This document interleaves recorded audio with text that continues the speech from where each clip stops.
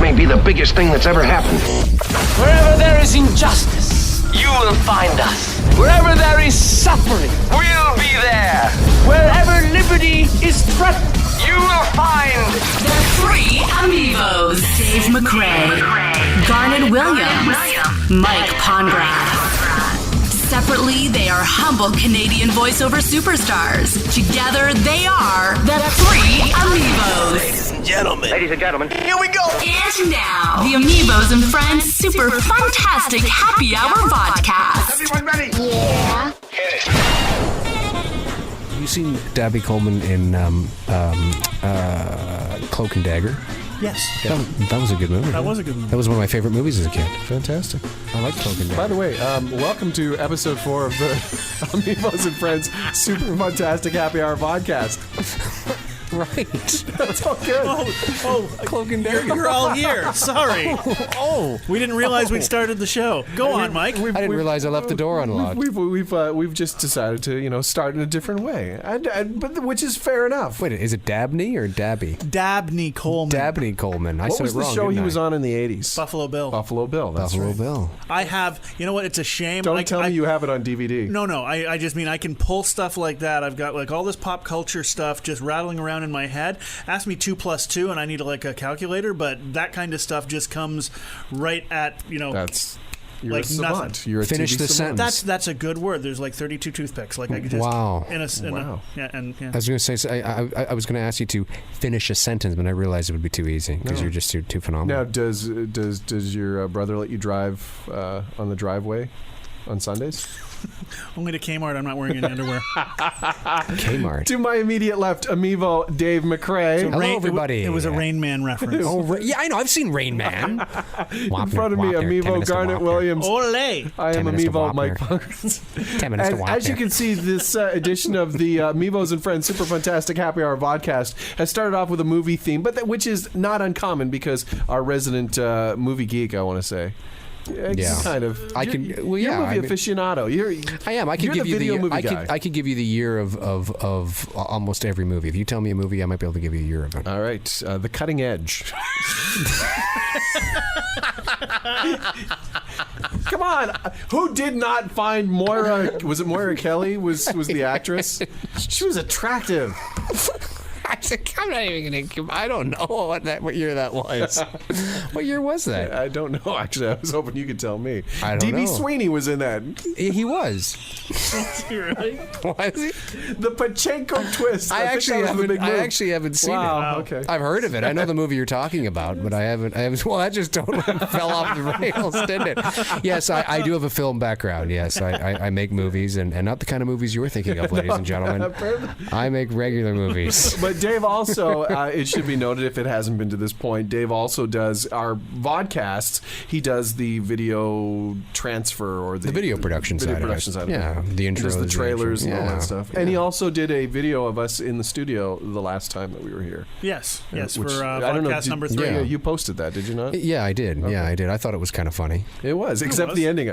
There's some random screaming some at the end. random There was screaming. Olay and you telling your there's dog some- to get off. Well, Some guy named Andy was under the table. well, no, we Indy. don't know. We don't know because the video was the dog. video hasn't been analyzed. Okay. We need to analyze the video Fair and enough. figure out whether or not I was screaming at a man under the table named Andy, or if I was screaming at my dog named Indy. You, as the public, you decided. Give us a call. I'm gonna go with at Indy. 1-800-3-AmiVO's, I was gonna say and you could win 2 tickets to AmiVO Land next summer. See, this podcast is started off on a weird sort of tangent, but that's because now that we've added guests to the mix. We've actually added friends to the AmiVO's and Friends Super-Funtastic Happy Hour vodcast. Last show we had the incredible, amazing, super nice, and extremely talented Patrick Sweeney on. Incredible. Sort of the Canadian, waving the Canadian flag to start with. And this time we're going to... Shifting a little bit to the south. shift a little bit. Yes, just a tiny bit. A tiny bit. Peter K. O'Connell will join us on this episode of the vodcast. If you do not know who Peter K. O'Connell is, hello. Get your head out of the sand. That's Please. exactly it. He is based. He's in Buffalo, is he not? Buffalo, New York. Buffalo, New York. Born Taps and Friendly raised. Markets. I have to ask him about that because he's America's friendly neighborhood Spider-Man. voice talent. Oh, voice talent. Yeah, well, that too. I'll probably screw that up when we talk to him. I'm just saying that now because I have a hard time remembering that. I think he is. I want to ask him about if he's close to America's friendly neighborhood market, which is Tops. Tops. Growing up in Southern Ontario, we'd watch WUTV in Buffalo. That's right. And they always had the Tops Friendly Market, Lackawanna and Tanawanda. Oh, yes. I was DJing at a bar in Buffalo called Good Bar. Good Bar, that's right. And I had some time to kill before I had to actually start my shift, and there was 2 girls there. I was there with a buddy, and they asked if we wanted to shoot some pool before I had to start DJing. And I said, sure, and she asked me if I wanted to be stripes or salads. I fell on the floor laughing. You talk funny. Yes, says the man and the boots. And a boot. Peter K. O'Connell, who not only an accomplished voice talent, he doesn't say he's a coach, but he actually had a great phrase, and you'll hear him say it. He calls himself the voiceover consigliere. That's right. Right. But he's not a full coach. He's not a full coach, but the man knows what he's talking about. For But sure. we don't know if he's going to say it yet because he hasn't been on yet, Garnet. No, but he said it in previous times. He's probably going to say it because I've heard him say it to me, and he says it on his website. Cut this. Edit this. I don't need to sound more like an ass now. Cut this. Yeah, why are we trying to bail him out? No, you're absolutely right. Peter K. O'Connell is accomplished, and if you don't know who he is, then you need to take your head out of your ass. So Peter K. O'Connell, who he's the coach, he's also a coach. Doesn't say he's a coach. Blah, blah, blah. He's also written a free ebook, which is a brilliant idea, a brilliant concept, because I'm sure you guys, like myself, have been asked by countless people that know what we do for a living, how do I get into voiceover? Yeah. And, people have told me I have a great voice. What do I need to do? Peter actually went and wrote a book and gave it away for free on his website. It's called The Voiceover Entrance Exam. We'll talk to him about that as well. And the other reason why we wanted to have him on is because he is so close to the Canadian border. He's also with a Canadian agency up here, just to get his perspective on sort of the, Canada, America, and from his perspective, if there's any difference in how sort of the voiceover world works on this side of the border. And don't forget about FAVCon as well. We're going to talk that's about right. that. Because we are planning, the 3 AmiVOs are planning to go to FAVCon in San Antonio, Texas. That's what we're hoping. We got the wheels in motion. Yeah, and that's in October. I have to find out the dates from him exactly. But he's been involved with FAVCon from the early stages. Excuse me, I'm a little verklempt. Early stage. So we'll ask him about that as well. But before we get to that, let's do some business of the AmiVO kind with an AmiVO iceberg tip. And we'll be back with Peter K. O'Connell on the program next. The 3 AmiVO's. Warning. We'll be right back. Changing the voiceover industry 1 toque at a time. We're going to take a little break, but we'll be back in a while, so don't nobody go nowhere. Here's another 3 AmiVO's iceberg tip. Hey, AmiVO Garnet here, and I want to talk to you about demos. If you don't have one, then why are you listening to me right now? Go out and get a demo. Hurry, fast, I'll wait.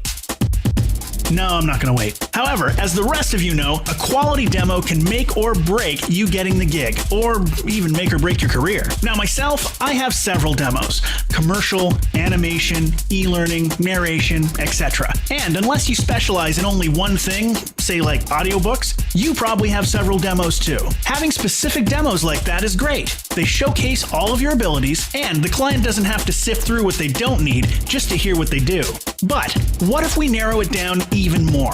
Say you're contacting a company that owns a bunch of car dealerships to become the voice of all their commercials. Rather than just sending them your all-purpose commercial demo, send one that only features you voicing car dealership ads. Could be hard sell, soft sell, different makes, different models, but it's all about car dealerships. Following that train of thought, you could also do industry-specific demos for concerts and live venues, medical narrations, political ads, and well, the only limit's really your imagination. It'll showcase your versatility and expand your client base. Just don't get too hyper-focused. You probably don't need a specific demo for that Asian fusion burrito joint. Although, it might get you some free burritos.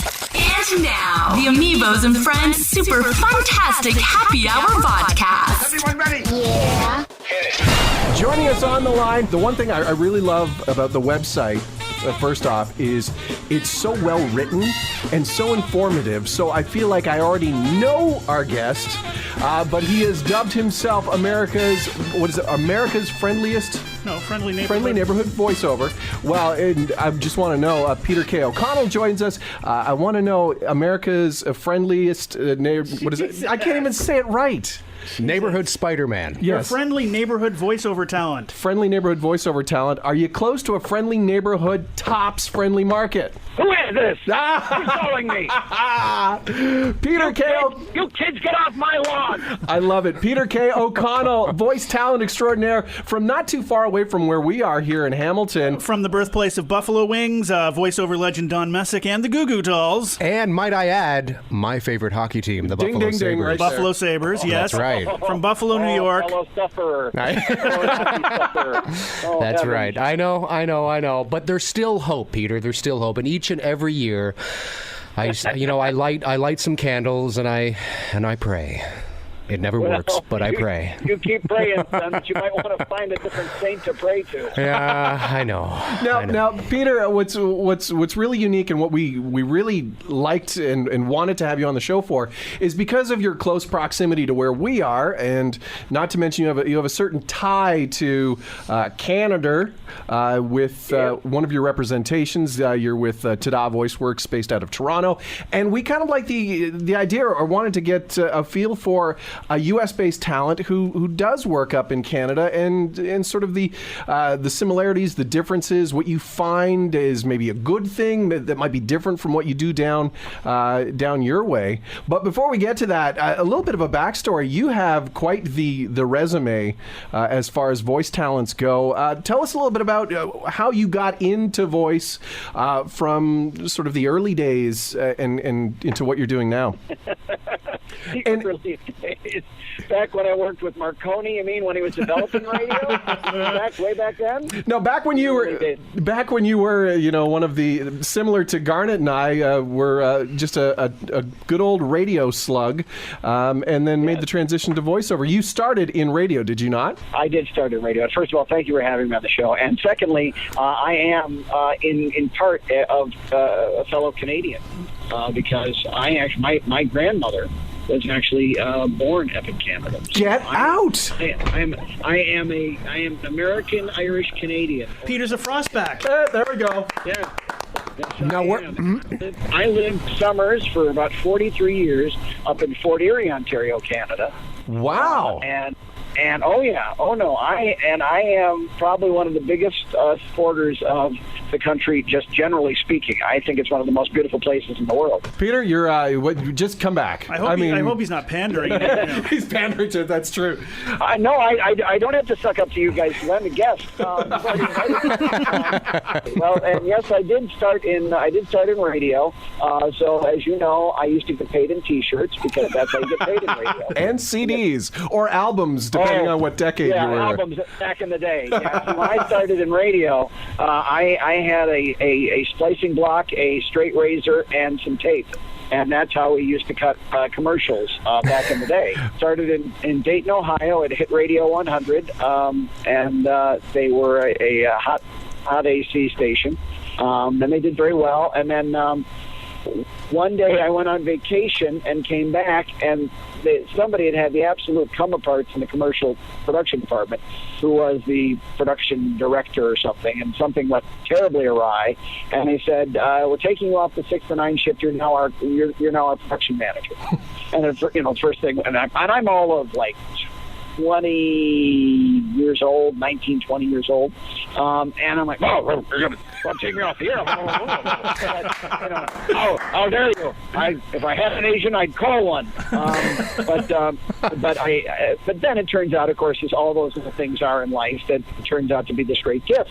And I always loved, commercial production. I always liked working in the production studio. But I really found a niche doing, just writing spots, creating spots, and developing a talent, which was questionable at best at the age of 19 or 20 years old.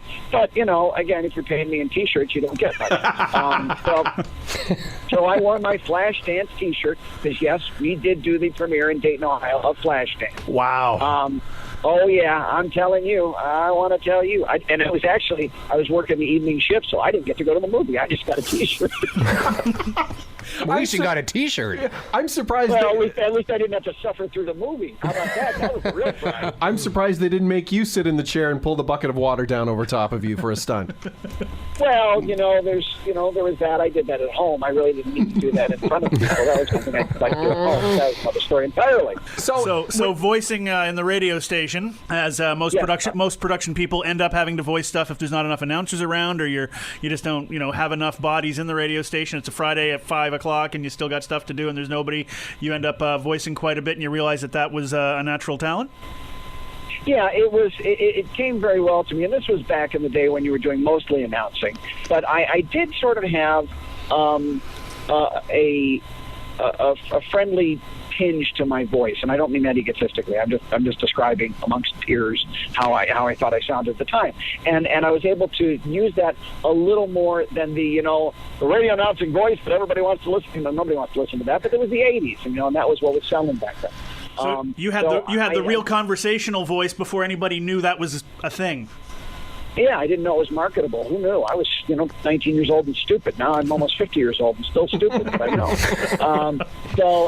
It worked for the time, and the nice thing about it was the thing that sort of made it clear for me was that the advertisers liked me.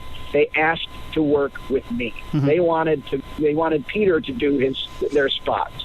And so I'm like, okay, and that's saying something. So they'd come into the station and they'd make time to work with me. So then I sort of felt like I was onto something. Like, wow, okay, if they like me that much that they request me, and they weren't, I'm not the morning guy. In radio, usually the morning guy gets all the great gigs. Well, no.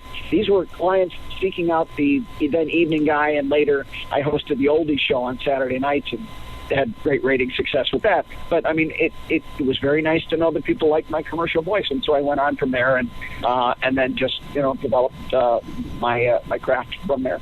Peter, AmiVO Dave here. Hi, Dave. How are you? Not bad.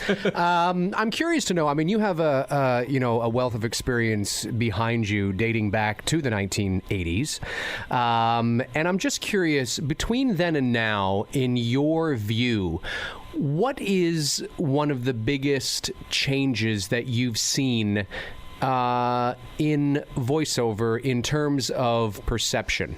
Oh, well, unfortunately, it's not necessarily a good change. I think the perception that it is such a commodity that anybody can do it, that it really takes no skill, and it only takes technology to make you a voiceover talent. Right.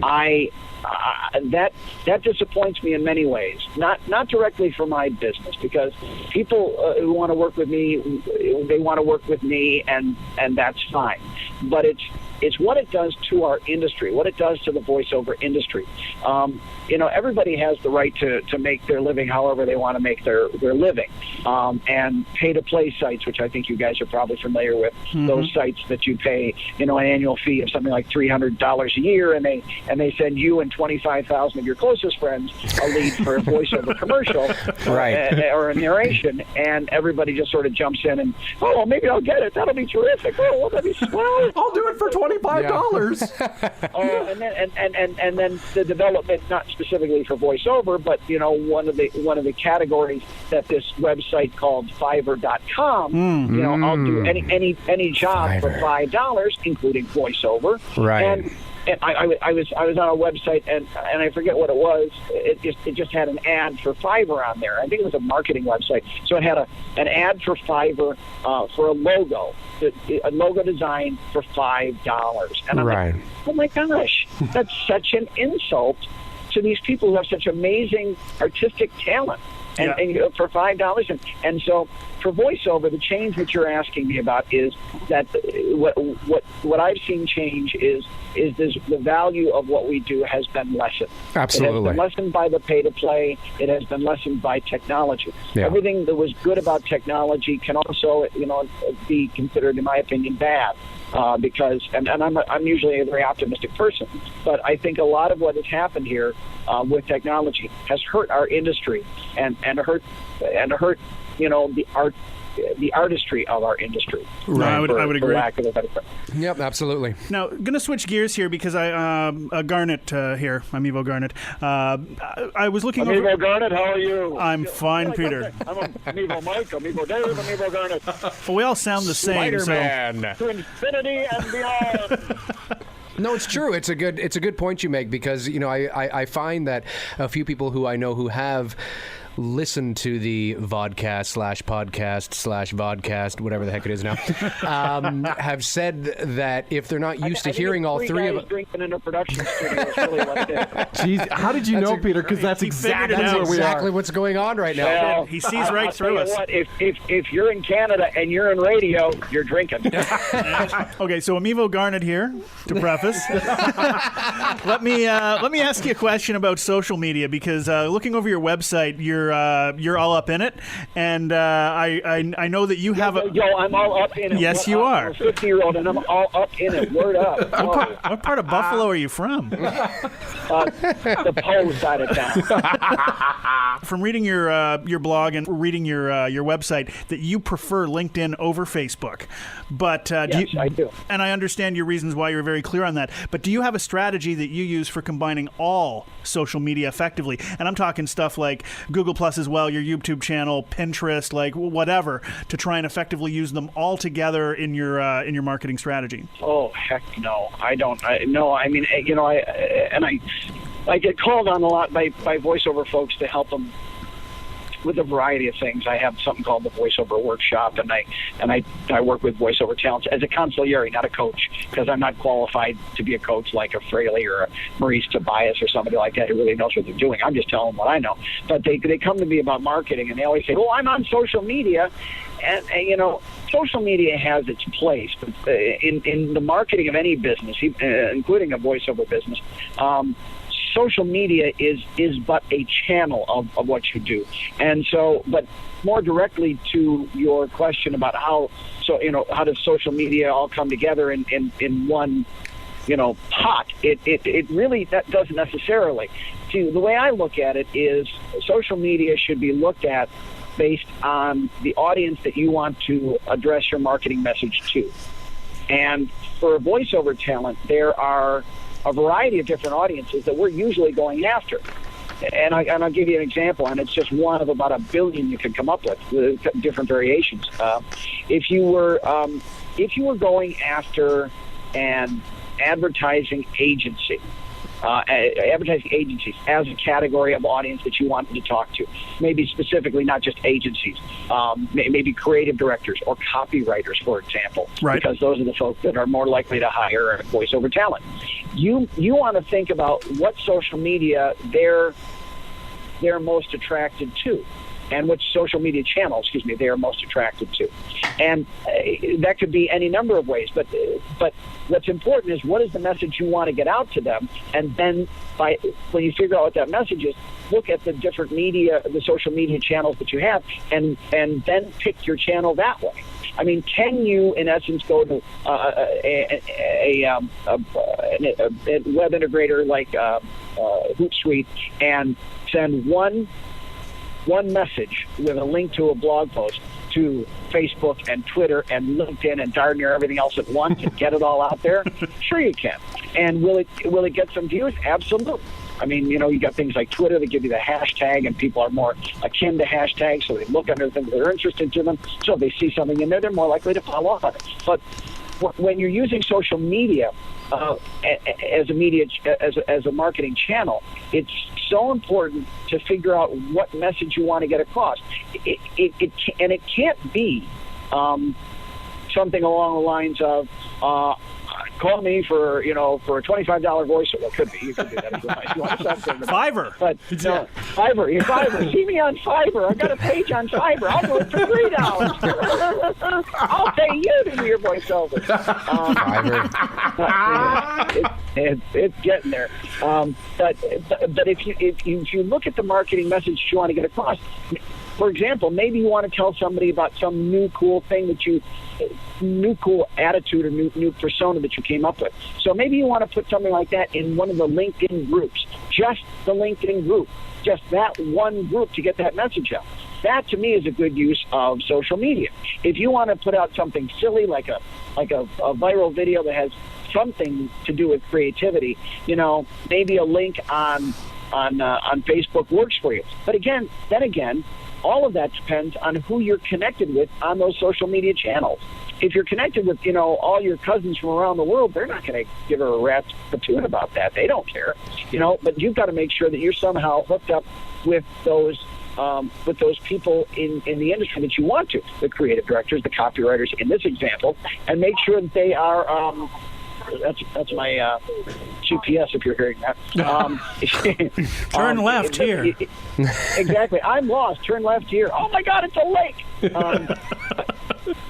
I'm sort of a long-winded point to say, think about your message and use social media to its best advantage. Find those people you really need to connect with and follow them and communicate with them. Don't communicate with the world.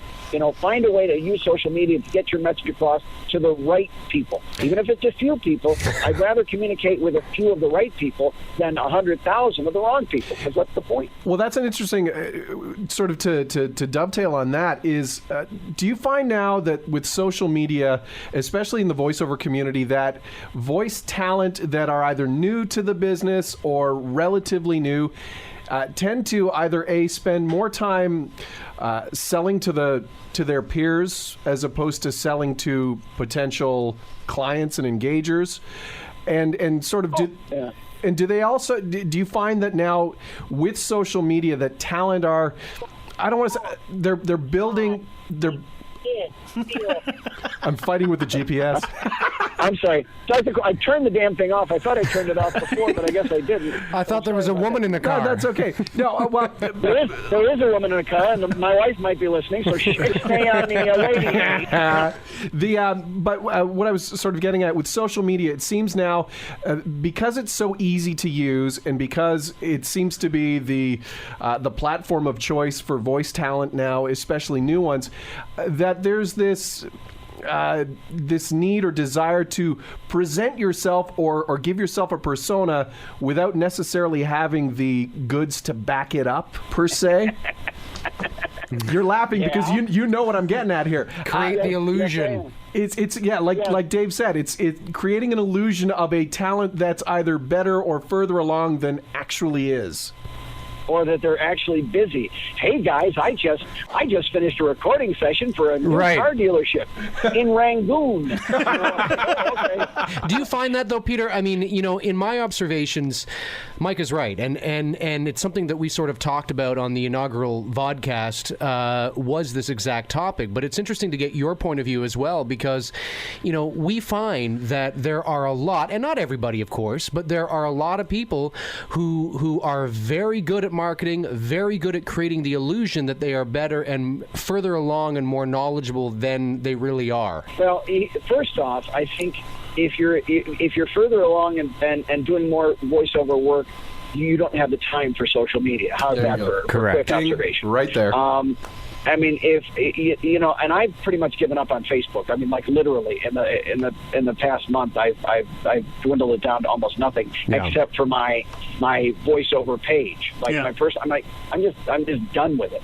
And because it's nice and people are nice. It's nice to hook up with your friends and family. But for business, it seems to be fairly useless. Now, there are other people who will tell you that they make lots of money working off of social media, and I respect their opinions, and I respect that they make money off it. I guess I don't have that magic button, and I find that there are other tools in my marketing quiver that I can call on, and they work a lot better for me to develop my business versus social media. Social media has value, but again, it depends on who your audience is for that message and social media. For as far as voiceover talent, I mean, I know the sort of tweet or Facebook post that you're alluding to, and these are people who are basically saying, hey, yeah, I'm doing great work on this, or I just finished this project here, or hey, call me if you need a voiceover for a project. I'm available. I'm between sessions right now, so give me a call. Like, no, you're between sessions because your last session was 2012, and now it's 2013. So it doesn't behoove you to get that message across. You have to make social media worthwhile, and many people who are much more talented in social media than I am have made this point. You have to offer content. You have to offer value for the reader. You have to offer something of interest. It's the same thing if you were, for television and for radio. If you're producing something, it's got to be of interest to the listener, to the viewer. And so, where's the interest in somebody saying, "Hey, call me for a voiceover"? I mean, the chances of somebody, first of all, hiring you based on that kind of post, and second of all, actually being on Facebook at that exact moment, thinking to themselves, "Damn, where am I going to find a voicemail?" It's so rare and improbable that you kind of go, well, let's not go there. So I just think that's kind of silly. I think voiceover talents would be better suited and be better off just generally if they considered why they're on social media, what the purpose is, and it is to market their business. Well, their business isn't necessarily that, hey, I'm a voiceover talent, hire me. It is that my brand is, Peter K. O'Connell, America's friendly neighborhood voiceover talent, and and here I am being friendly and neighborly, and by telling you this kind of cool thing that I think will be of interest to you. And oh, by the way, I am a voice talent. It's, and by clicking on my profile, you'll find out about me. Not because I'm saying I'm a voiceover talent, but because when it's time for you to want to know more about me, you'll find out that I'm a voiceover talent. But first, you thought I said something interesting or posted something that was of interest to you, or it's humorous, or something that garnered your attention, and then you find out it's a voiceover talent, and then maybe a connection can be made that way. I think that's the best way social media works. But, I could be all wrong. I don't know. What do I? Yeah, well, there you go. Well, no, it's brilliant. Now, sort of in a different direction here, one of the things that you've been involved with, I want to say from the start. From the very beginning. You're mentioning connecting with fellow voiceover artists, through social media and stuff like that. I've done that. Right. And sometimes made connections that have led to work, but also just networking with them and just sharing ideas and stuff like that, which is done at events as well, such as FAFCon and FAFCamp, which I understand you're heavily involved with. How did you hook up with Amy Snively, and how did FAFCon all get started up? And actually, can you tell me, please, why FAFCon? I don't know what the FAF part of FAFCon stands for. It's the reason I got involved in FAFCon. And I didn't actually, to your question, I didn't actually hook up with Amy. Well, I didn't mean hook up. She's happily married, and I'm happily married to two different people. I did not mean hook up in the biblical sense, Peter. Is hooked up in the Bible? I hadn't read that chapter of the Bible. I thought you were. No, I didn't understand. Is that under Leviticus? No, that was in the book of Eminem, I believe. Oh, I got it. Absolutely. I love that book. That's a great book. It melts in your mouth, not in your hands. Oh, a different Eminem. I get it. Right. It's a bestseller. Anyway, so FAFCon. I came to FAFCon, I think it was around 2010. And I went out to a conference out in Los Angeles, a voiceover conference that I was asked to speak on a panel at. It was called Voice, and it was put on by the very lovely and talented Penny and James Alberg, Penny Abshire and James Alberg. Very nice people, and I've known them for years. And they did a very nice conference, and I spoke on a conference panel with John Florian from VoiceOver Extra, my friend Doug Turkel, Trish Pisani, Bob and Dean was there. I mean, just a ton of people, and of course a lot of my voiceover friends that I've known for a long time. We all got to know each other going back to social media, and I'm trying to keep this all on one path, going back to social media, through a voiceover bulletin board called the VO-BB.com. Now, that is a voiceover bulletin board that was started in the early 1800s by the great E.B. Cooper, a wonderful female voiceover talent who, if you guys ever want to start talking about video games and voicing video games, you guys should absolutely talk to her. She's just an amazing talent on a number of levels, but she really has a great ability there. But so we all were on this bulletin board for years. And so when we went to Los Angeles, a bunch of us went to Los Angeles. It worked out really well. We all got to see each other. We had a lovely time. But when we went to the conference, and Amy was there as well. Amy Snider was there as well. So one of the things we noted when we went to the conference was, at this particular conference, there were a lot of people selling their wares. So when a presenter came up and was talking to you, they were talking to you with the purpose of hopefully selling you something either that day or later on when you buy something that they have. But it was all sales pitches. Nothing wrong. There's nothing wrong with that, and there was still some content that was worthwhile there. But it got Amy thinking originally, and this is Amy's idea, and everybody immediately glommed onto it because it was such a brilliant idea, that there's got to be a way to have a voiceover conference of some sort where you can actually just work together in a conference setting and learn without having to be necessarily sold to. And so this is the idea that was germinating with Amy, and she gave it life. And she came up with the name FAFCon. Now, FAF goes back to, I believe, the British version of just sort of chatting around, faffing about. It's just, speaking with friends. Fabulous. Did I lose you? Did I lose you? There was a giant light bulb that uniformly went off above everybody's head in the room. A moment here. of clarity. I'm British. I should know this. I should know this. A blanket moment of clarity just hit us. I thought you guys still had the Queen on your money. I didn't understand that. We do. She's gorgeous. She's lovely. She's lovely. I can't wait for the Kate Middleton money, though. That's the stuff that's going to go. If only. Yeah, it'll happen eventually. They'll give her her own coin. So Amy came up with this great idea, and so she wanted help from people in the voiceover community because it was very much a community-driven event. Amy's not making a boatload of money, let alone any money off of this event.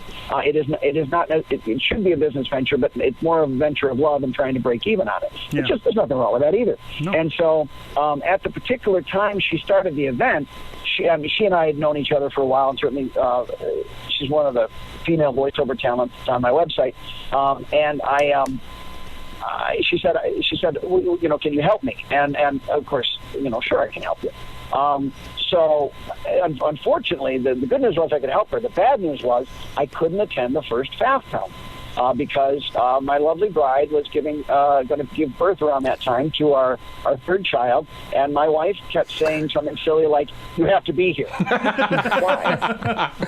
I said, "Dear, you've done this twice before. You really don't." I was not critical to the process.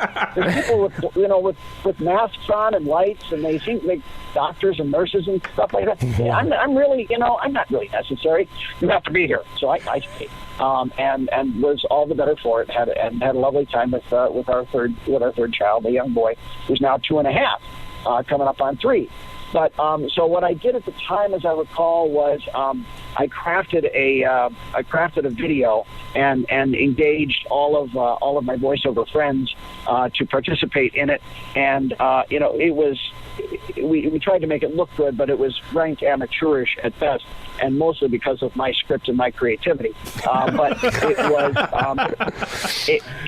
I was a video producer once in my life, but I seem to have lost my degree.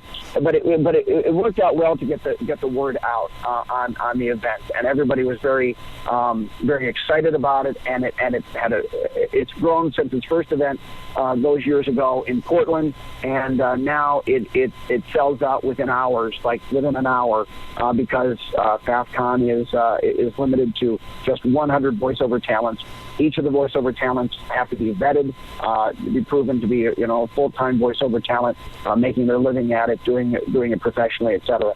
And the value of the event itself, and the reason it's so prized and cherished by the people who have attended FAFCON is because it is voiceover talents.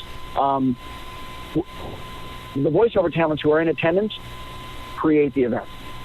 Right. They create what's going to be on the agenda for the event. They put it all together. And so you've got quality voiceover talents, people who run their own business, who can talk to you about the business that you're in and understand your challenges, understand your opportunities, understand what stepping stones you need to make in your business, and can help you through all the things, because there isn't a person in there who probably has not experienced one of the challenges that you've experienced and think are insurmountable, and yet they've overcome it. Right. But by and large, you may have something for somebody there in the same vein. You've overcome something, but for them it's insurmountable, and you can help them with it. It's a great opportunity, and you'll learn a ton. The learning is, and it's so specific to the voiceover community and running a voiceover business. That's the beauty of it. So I would gather, Peter, that FAFCON, probably because of the things that you just said and because of the environment that the voiceover talent who attend create, there is much more of a sense of community and family than there would be at something like Voice. Yes and no, because I don't want to diminish the work that the folks at Voice are doing. Sure. There is absolutely a community for the people at any conference, including Voice, and James and Penny have worked very hard on it over the years, and I've attended it, and it is a nice community, and Lord knows I've made lovely friends by attending those events, and they're very nice people. Sure. So I think there is, I think there's a community at any event like that. Anywhere you go with voiceover talent, you're going to have a community. It's just, you spend most of your life in a dark room with a single light bulb. You're gonna, you get out and you talk to people who understand anyway. it. It's like everybody who's coming out of, solitary confinement. It's like, it's like, I know exactly what you're talking about. Exactly, you know what I'm talking about. So, but then, narrowing it down to FAFCON, there is a community certainly there, and people continue to communicate with each other long after FAFCON has is over. It continues to continue to share the commitment to help each other's business. And we develop a brotherhood, a sisterhood. I don't want to make it too familial. Right. In disrespect to actual families, which are more important than this. But it is really something that is very important to the people who have attended FAFCON to keep those relationships going. And usually, by and large, most FAFers are very welcoming to fellow FAFers as well. Well, I would hope that that's the case, because it looks like that the three AmiVO's are planning to make their way to San Antonio for the next FAFCON, which is coming up in October, correct? Yes, it is. I think it's the 3rd through the 5th in San Antonio.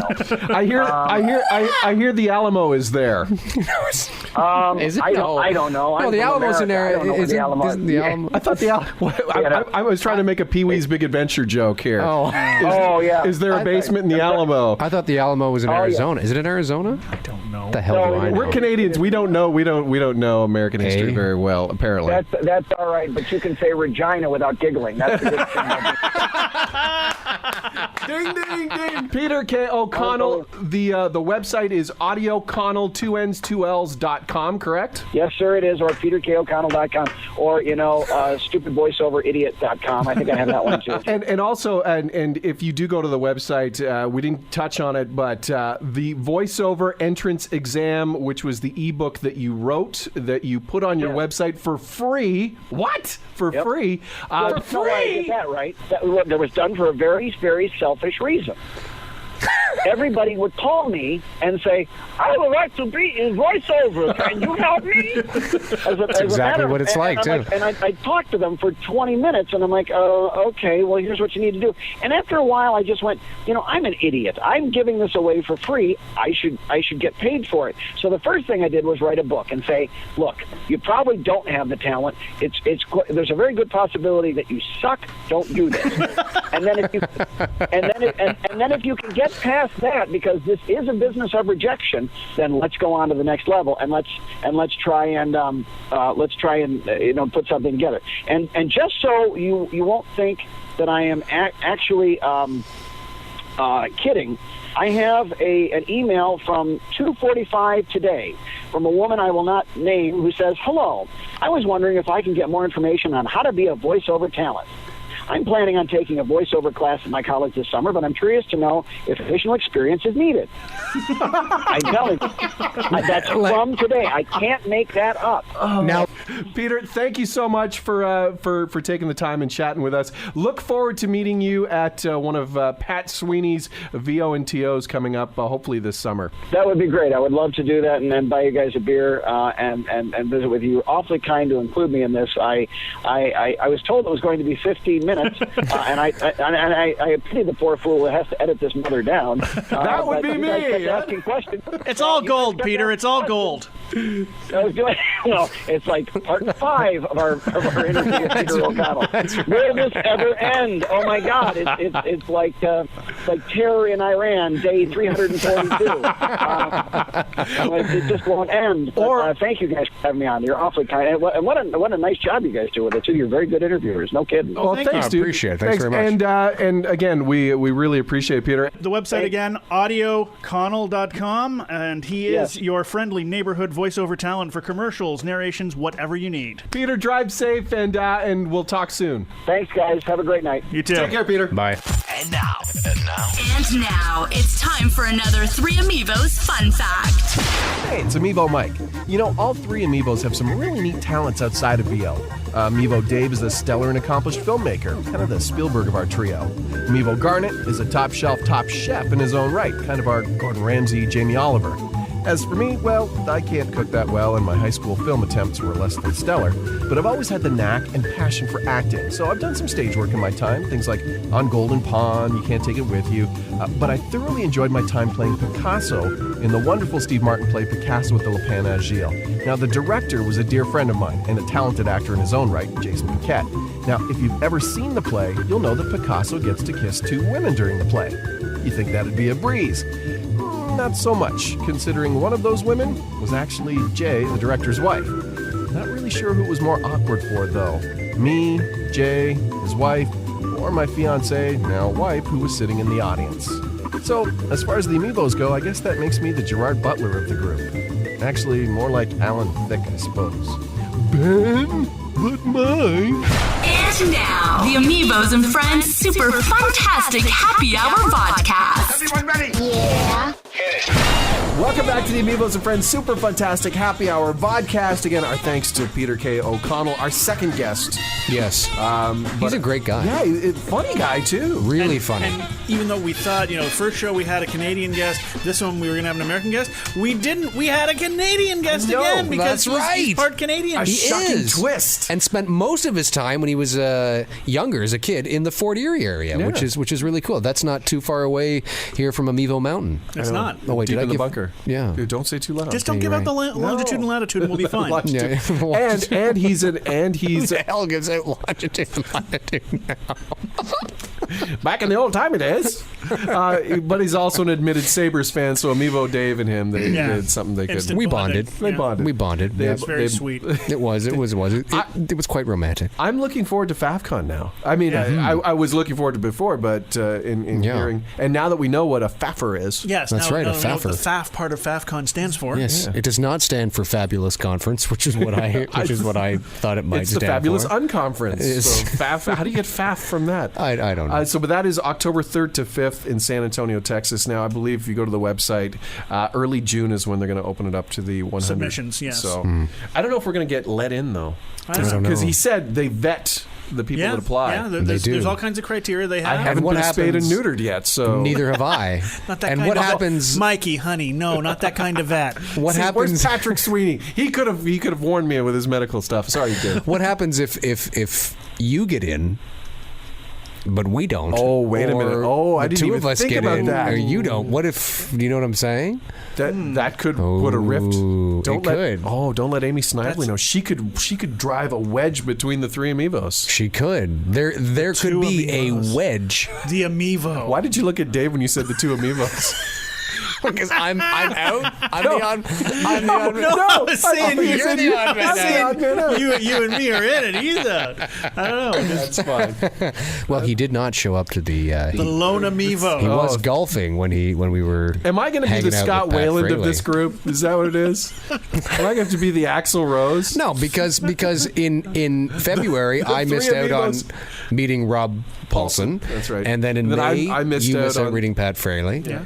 And then I missed the voice conference. it's your turn.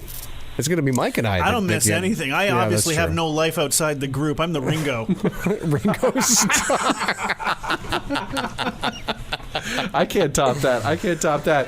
If you want more information on the three AmiVOs, you can visit our website, 3amivos.com. Individually, though, Dave McRae, you can get him at thevoiceman.com. Also, davemcrae.ca. There I got you it right. go. Thank you. The voice Thank man you. with two ends. Man has two ends. Two That's ends. Why right. did you give me the finger when you said the voice man? Two ends. No, I literally give you the finger.